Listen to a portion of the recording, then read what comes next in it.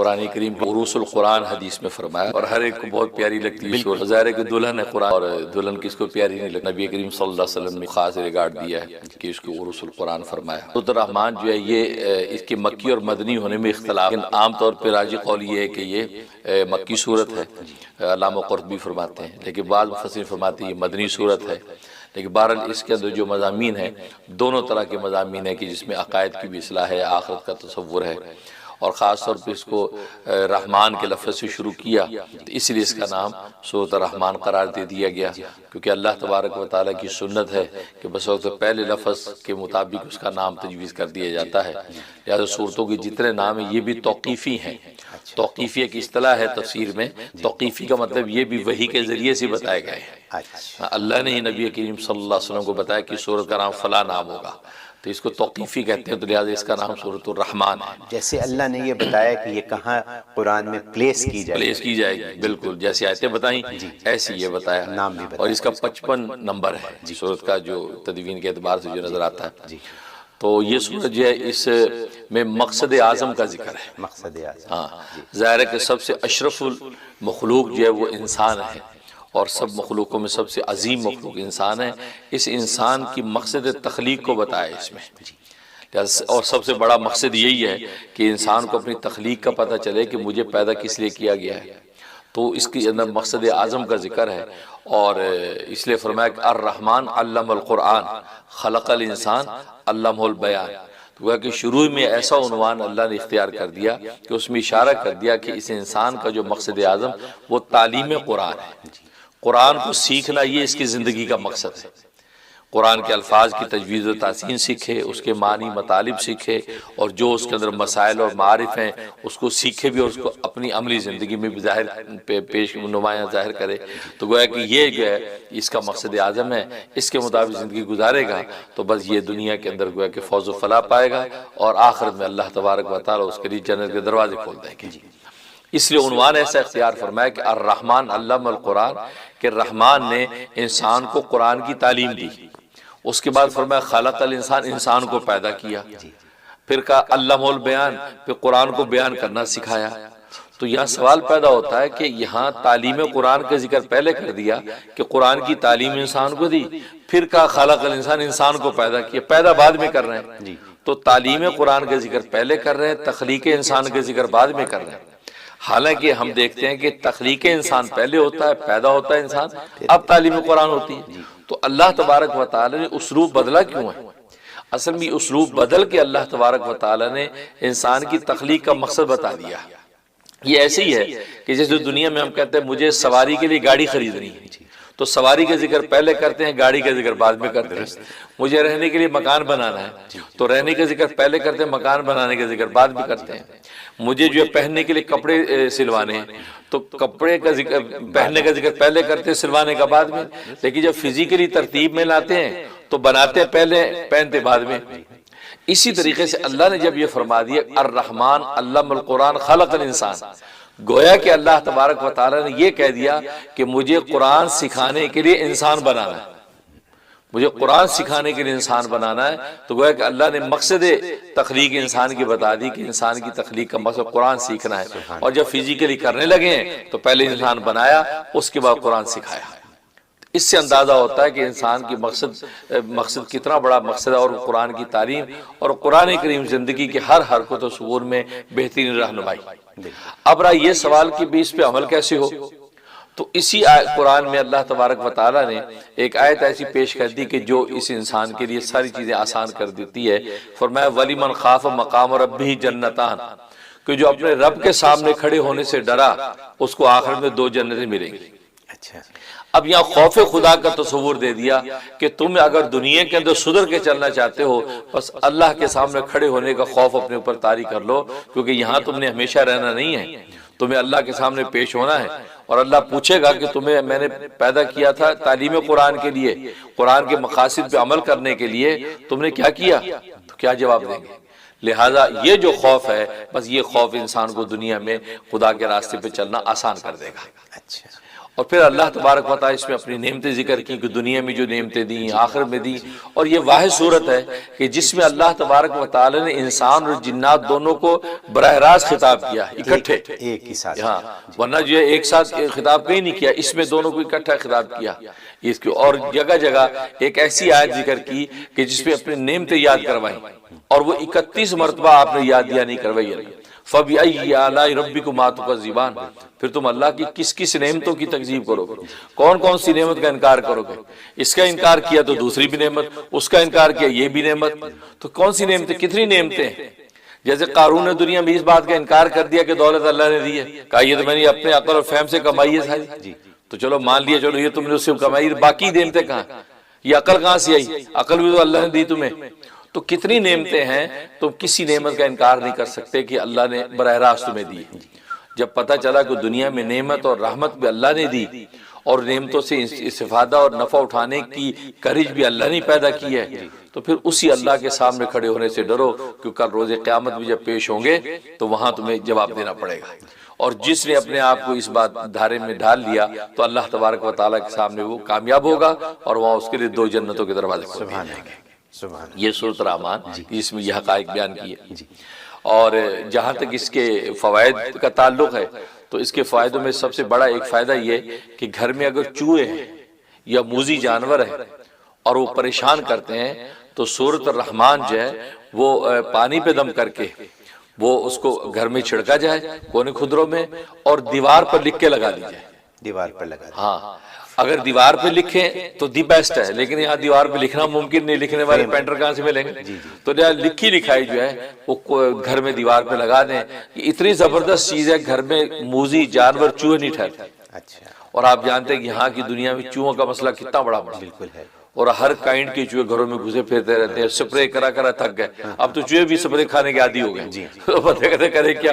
تو اب یہ رحمان صورت میں جس نے کیا ہے وہ کہتے ہیں حیران ہو گئے کہ جناب ہم نے جب سے سورۃ الرحمن لگائی ہے گھر کی صفائی کوئی جانور ٹھہرتا نہیں. یہ اس میں کمال ہے. اور دوسرا اس کا فائدہ یہ کہ کیونکہ ایسی دلی مراد ہے جو انسان پوری کرنا چاہتا ہے اور پوری ہوتی نہیں ہے، تو 11 مرتبہ اس کی تلاوت کر کے اللہ کے حضور دعا کرے تو 1 ہفتے کے اندر ہی اللہ تبارک و تعالیٰ اس کی مراد پوری کر دے. اور یہ 11 دفعہ کیا ایک ساتھ پڑھیں یا پورے ہفتے؟ بس یہ ہے کہ ایک ساتھ پڑھیں، لیکن ورنہ پورے دن رات 24 گھنٹے میں مختلف موقعوں پہ تقسیم کر کے پوری کر سکتا ہے. یہ فرمائیں گے کہ کتنی لمبی ہے؟ اس کے 78 آیتیں 78 آیتیں ہیں، تو کوئی زیادہ مناسب ہی ہے. تو یہ صورت.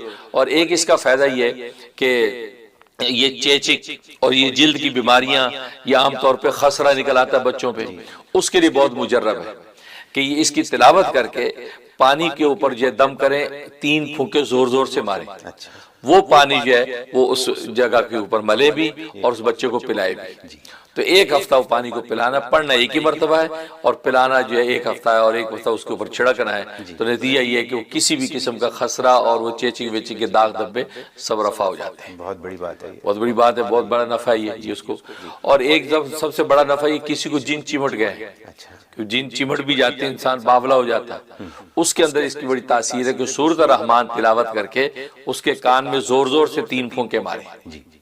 کسی قسم کا جن بھوت اس کے اندر جو ہوگا وہ نکل کے بھاگ جائے گا.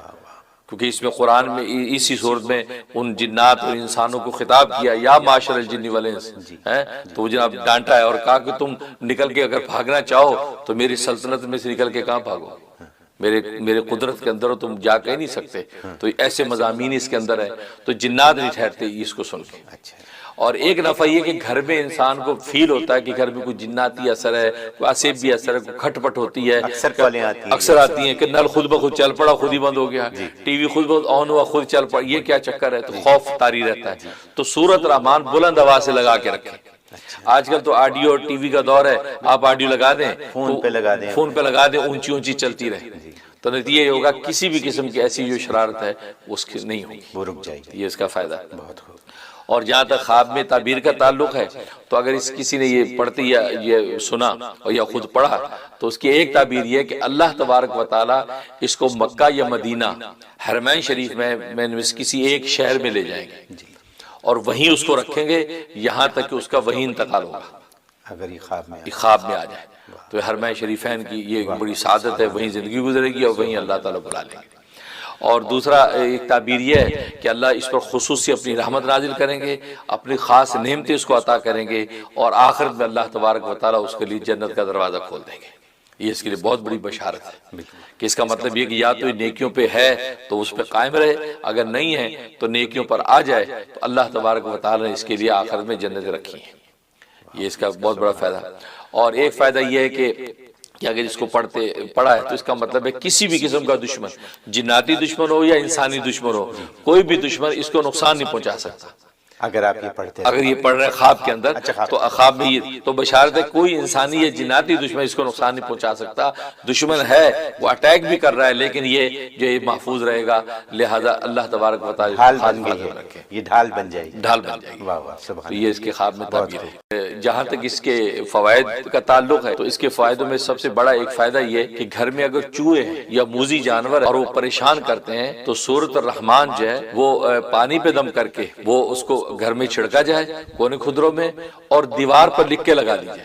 دیوار پر لگا دیں۔ ہاں اگر دیوار پہ لکھیں تو دی بیسٹ ہے، لیکن یہاں دیوار پہ لکھنا ممکن نہیں، لکھنے والے پینٹر کہاں سے ملیں گے؟ تو لکھی لکھائی جو ہے وہ گھر میں دیوار پہ لگا دیں۔ یہ اتنی زبردست چیز ہے، گھر میں موذی جانور چوہے نہیں ٹھہرتے۔ اچھا، اور آپ جانتے ہیں کہ یہاں کی دنیا میں چوہوں کا مسئلہ کتنا بڑا بالکل ہے۔ اور ہر کائنڈ کے چوہے گھروں میں گھسے پھرتے رہتے ہیں، سپرے کرا تھک گئے، اب تو چوہے بھی سپرے کھانے کے عادی کرے۔ اب یہ رحمان صورت میں جس نے کیا ہے وہ کہتے ہیں حیران ہو گئے کہ جناب ہم نے جب سے سورۃ الرحمن لگائی گھر کی صفائی کوئی جانور ٹھہرتا نہیں۔ یہ اس میں کمال ہے۔ اور دوسرا اس کا فائدہ یہ کہ کیونکہ ایسی دلی مراد ہے جو انسان پوری کرنا چاہتا ہے اور پوری ہوتی نہیں ہے، تو 11 مرتبہ کی تلاوت کر کے اللہ کے حضور دعا کرے تو ایک ہفتے کے اندر یہ اللہ تبارک و تعالیٰ اس کو ایک ساتھ پڑھے، لیکن ورنہ پورے دن رات 24 گھنٹے میں مختلف موقعوں پہ تقسیم کر کے پوری کر سکتا ہے۔ اس کے 78 آیتیں 8 آیتیں ہیں، زیادہ مناسب ہی ہے۔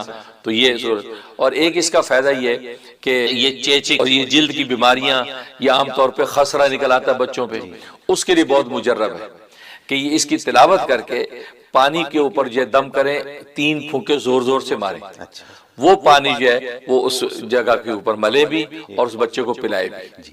تو ایک ہفتہ وہ پانی کو پلانا، پڑھنا ایک ہی مرتبہ ہے اور پلانا جو ہے ایک ہفتہ ہے، اور ایک ہفتہ اس کے اوپر چھڑکنا ہے۔ تو نتیجہ یہ ہے کہ وہ کسی بھی قسم کا خسرہ اور وہ چیچی ویچی کے داغ دبے سب رفع ہو جاتے ہیں۔ بہت بڑی بات ہے، بہت بڑی بات ہے، بہت بڑا نفع ہے یہ اس کو۔ اور ایک سب سے بڑا نفع یہ کسی کو جن چمٹ گئے ہیں، جن چمٹ بھی جاتے ہیں انسان باولا ہو جاتا ہے، اس کے اندر اس کی بڑی تاثیر ہے کہ سورۃ الرحمن تلاوت کر کے اس کے کان میں زور زور سے 3 پھونکے مارے، کسی قسم کا جن بھوت اس کے اندر جو ہوگا وہ نکل کے بھاگ جائے گا۔ کیونکہ اس میں قرآن میں اسی صورت میں ان جنات اور انسانوں کو خطاب کیا، یا معاشر الجن والانس، تو وہ جناب ڈانٹا ہے اور کہا کہ تم نکل کے اگر بھاگنا چاہو تو میری سلطنت میں سے نکل کے کہاں بھاگو، میرے قدرت کے اندر تم جا کے نہیں سکتے۔ تو ایسے مضامین اس کے اندر ہے، تو جنات نہیں ٹھہرتے اس کو سن کے۔ اور ایک نفع یہ کہ گھر میں انسان کو فیل ہوتا ہے کہ گھر میں کوئی جناتی اثر ہے، کوئی عصبی اثر ہے، کوئی کھٹ پٹ ہوتی ہے، اکثر آتی ہیں کہ نل خود بخود چل پڑا، خود ہی بند ہو گیا، ٹی وی خود بخود آن ہوا خود چل پڑا، یہ کیا چکر ہے؟ تو خوف طاری رہتا ہے۔ تو سورۃ الرحمن بلند آواز سے لگا کے رکھیں۔ آج کل تو آڈیو اور ٹی وی کا دور ہے، آپ آڈیو لگا دیں، فون پہ لگا دیں، اونچی اونچی چلتی رہے، تو نتیجہ یہ ہوگا کسی بھی قسم کی ایسی جو شرارت ہے اس کی نہیں ہوگی، وہ رک جائے گی۔ یہ اس کا فائدہ ہے بہت۔ اور جہاں تک خواب میں تعبیر کا تعلق ہے تو اگر کسی نے یہ پڑھتے یا یہ سنا اور یا خود پڑھا تو اس کی ایک تعبیر یہ ہے کہ اللہ تبارک و تعالیٰ اس کو مکہ یا مدینہ حرمین شریف میں کسی ایک شہر میں لے جائیں گے اور وہیں اس کو رکھیں گے یہاں تک کہ اس کا وہیں انتقال ہوگا، اگر یہ خواب میں آ جائے تو حرمین شریفین کی یہ بڑی سعادت ہے، وہیں زندگی گزرے گی اور وہیں اللہ تعالیٰ بلا لیں گے۔ اور دوسرا ایک تعبیر یہ ہے کہ اللہ اس پر خصوصی اپنی رحمت نازل کریں گے، اپنی خاص نعمتیں اس کو عطا کریں گے، اور آخرت میں اللہ تبارک و تعالیٰ اس کے لیے جنت کا دروازہ کھول دیں گے۔ یہ اس کے لیے بہت بڑی بشارت ہے کہ اس کا مطلب یہ کہ یا تو نیکیوں پہ ہے تو اس پہ قائم رہے، اگر نہیں ہے تو نیکیوں پر آ جائے تو اللہ تبارک و تعالیٰ نے اس کے لیے آخرت میں جنت رکھی ہیں۔ یہ اس کا بہت بڑا فائدہ۔ اور ایک فائدہ یہ ہے کہ اگر اس کو پڑھا ہے تو اس کا مطلب ہے کسی بھی قسم کا دشمن، جناتی دشمن ہو یا انسانی دشمن ہو، کوئی بھی دشمن اس کو نقصان نہیں پہنچا سکتا۔ اگر آپ یہ پڑھتے ہیں، اگر یہ پڑھ رہے ہیں خواب کے اندر تو خواب میں یہ تو بشارت ہے کوئی انسانی یا جناتی دشمن اس کو نقصان نہیں پہنچا سکتا۔ دشمن ہے وہ اٹیک بھی کر رہا ہے لیکن یہ جو محفوظ رہے گا، لہذا اللہ تبارک و تعالیٰ۔ تہجد کا وقت ہے، تہجد کے معمولات کل 4 ہیں، ایک انفرادی عمل ہے اور وہ یہ ہے کہ 4 رکعت سے لے کے 12 رکعت تک نماز تہجد کے نفل ادا کرنے ہیں، وہ تقریباً سب ساتھی کر چکے ہیں۔ اور اس کے بعد جو ہے وہ پہلا اجتماعی عمل یہ ہوگا کہ میں اشعار حسینہ کے عنوان سے چند اشعار محبت پیش کروں گا، جس میں جو ہے وہ اہل اللہ اور اللہ والوں کی شان اور عظمت اور ان کی محبت پیش کی گئی ہے۔ اور اس کے بعد باقاعدہ ذکر ہوگا، ذکر دواز تسبیح، 13 تسبیح کا جو ذکر ہے وہ انشاءاللہ کیا جائے گا، اور اس کے بعد اجتماعی دعا ہوگی۔ اس طرح یہ تہجد کے معمولات پورے ہوں گے، اور اس کے بعد انشاءاللہ سحری کریں گے، اور انشاءاللہ پھر آپ سے فجر کے معمولات میں ملاقات کریں گے۔ تو جہاں تک جو ہے وہ اشعار حسینہ کا تعلق ہے، تو یہ اشعار جو ہے شاعر مشرق علامہ اقبال رحمہ اللہ تعالی کے اشعار ہیں، بڑے خوبصورت اشعار ہیں، اہل اللہ نے بہت پسند کیے ہیں، جو انہوں نے جو ہے وہ اللہ والوں کی شان اور محبت میں پیش کی ہیں۔ اس کا عنوان میں نے رکھا ہے اشعار حسینہ۔ فرماتے ہیں، جنہیں میں ڈھونڈتا تھا آسمانوں میں زمینوں میں، جنہیں میں ڈھونڈتا تھا آسمانوں میں زمینوں میں، وہ نکلے میرے ظلمت خانہ دل کے مکینوں میں۔ حقیقت اپنی آنکھوں پر نمایاں جب ہوئی اپنی، حقیقت اپنی آنکھوں پر نمایاں جب ہوئی اپنی، مکان نکلا ہمارے خانہ دل کے مکینوں میں۔ اگر کچھ آشنا ہوتا جب مذاق جبا سائی سے، اگر کچھ آشنا ہوتا مذاق جبا سائی سے، تو سنگ آستان کعبہ جا ملتا جبینوں میں۔ کبھی اپنا بھی نظارہ کیا تو نے اے مجنوں، کبھی اپنا بھی نظارہ کیا تو نے اے مجنوں، کہ لیلا کی طرح تو خود بھی ہے محمل نشینوں میں۔ مہینے وصل کے گھڑیوں کی صورت اڑتے جاتے ہیں، مہینے وصل کے گھڑیوں کی صورت اڑتے جاتے ہیں، کہ مگر گھڑیاں جدائی کی گزرتی ہیں مہینوں میں۔ مجھے روکے گا تو اے ناخدا کیا غرق ہونے سے، مجھے روکے گا تو اے ناخدا کیا غرق ہونے سے، کہ جن کو ڈوب نہ ہو ڈوب جاتے ہیں سفینوں میں۔ واہ، مجھے روکے گا تو اے ناخدا کیا غرق ہونے سے، کہ جن کو ڈوب نہ ہو ڈوب جاتے ہیں سفینوں میں۔ چھپایا حسن کو اپنے کلیم اللہ سے جس نے، چھپایا حسن کو اپنے کلیم اللہ سے جس نے، وہی ناز آفری ہیں جلوہ پیرا نازنینوں میں۔ بہت خوب، چھپایا حسن کو اپنے کلیم اللہ سے جس نے، وہی ناز آفری ہے جلوہ پیرا نازنینوں میں۔ جلا سکتی ہے شمع کشتہ کو موج نفس ان کی، جلا سکتی ہے شمع کشتہ کو موج نفس ان کی، الہی کیا چھپا ہوتا ہے اہل دل کے سینوں میں۔ بہت خوبصورت شعر ہے، گویا کہ یہ شعر پوری نظم کی جان ہے، اہل اللہ کی عظمت بیان کی ہے۔ جلا سکتی ہے شمع کشتہ کو موج نفس ان کی، جلا سکتی ہے شمع کشتہ کو موج نفس ان کی، الہی کیا چھپا ہوتا ہے اہل دل کے سینوں میں۔ تمنا درد دل کی ہو تو کر خدمت فقیروں کی، تمنا درد دل کی ہو تو کر خدمت فقیروں کی، نہیں ملتا یہ گوہر بادشاہوں کے خزینوں میں۔ نہ پوچھ ان خرقہ پوشوں کی ارادت ہو تو دیکھ ان کو، نہ پوچھ ان خرقہ پوشوں کی ارادت ہو تو دیکھ ان کو، ید بیضا لیے بیٹھے ہیں اپنی آستینوں میں۔ سبحان اللہ۔